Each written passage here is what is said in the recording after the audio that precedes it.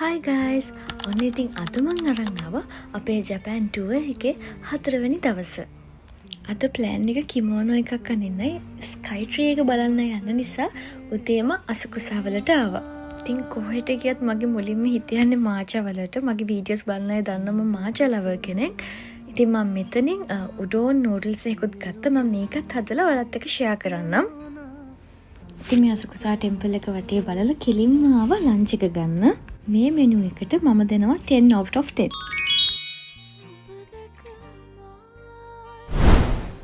අනේ ඉතින් ඊට පස්සේ ආව මට කිමෝනෝ එකක් තෝරගන්න.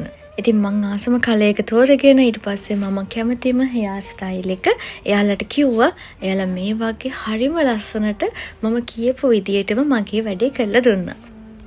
ඉතින් හරිම පුංචි කාල වේලාවකින් මම පෙන්නපු හෙයාර් ස්ටයිල් එක මම පෙන්නපු නේවි බ්ලූ කිමෝනෝ එක මේ විදියට මට අන්දලා දුන්නා. නේවි බ්ලූ yellow කියන කොම්බිනේෂන් එකට මම මාරම කැමතියි. ඉතින් මං හිතපු විදියටම මට ඒ කිමෝනෝ එක තෝරගන්න හම්බුණා. අසකුසා ටෙම්පල් එක ළඟ මෙන්න මේ වගේ කට්ටිය ඉන්නවා. අපිට පුළුවන් ඒගොල්ලොන්ත් එක්ක මේ ස්ට්‍රීට් එක පුරා අසකුසා ටෙම්පල් එක වටේම රවුමක් ගිහිල්ලා එන්න. දැන් මේ වෙනකොට වෙලාව 3ට විතර. ඉතින් අපි ඉක්මනටම ෆොටෝස් අරගෙන වීඩියෝස් අරගෙන මෙතනින් යන්න පිටත් වුණා ඊළඟ තැනට. ඉතින් මගේ ඩ්‍රීම් එකක් වෙලා තිබුණා ටෝකියෝ ස්කයි ට්‍රී එක බලන්න ආවා. මෙතන පුදුම ලස්සනක් තියෙන්නේ. මම TikTok එකේ YouTube එකේ ගොඩාක් වීඩියෝස් වලින් දැක්කා මෙතන සන්සෙට් එක හවස 5 වගේ වෙනකොට හරිම ලස්සනට පේනවා කියලා. ඉතින් මම මේ ඩෙස්ටිනේෂන් එක සේව් කරලම තියාගත්ත අනිවාර්යෙන්ම ජපාන් ගියොත් යන්න ඕනේ කියලා.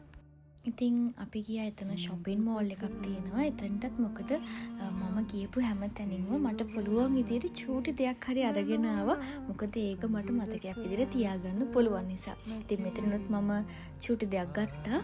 ගියපු පළවෙනි දවස් දෙවෙනි දවස් වගේ මට ඇත්තටම මේගොල්ලොන්ගේ කරන්සි එකේ මොකුත් තේරුන්නේ නැහැ. හැබැයි මේ දවස් ටිකට එහෙට මෙහෙට ගියපු නිසා ඔන්න ඒකට ටිකක් හොඳට හුරු වුණා. ඉතින් මගේ ප්ලෑන් එකේ විදිහටම 4 වෙනි දවසෙත් හිතාගත්ත හැම තැනකටම යන්න පුළුවන් වුණා. ඉතින් ඩිනර් එකත් අරගෙන ඉන්න හොටෙල් එකට ආවා. මම ඊළඟ vlog එකෙන් ඔයගොල්ලන්ව හම්බෙන්න එන්නම්. බයි.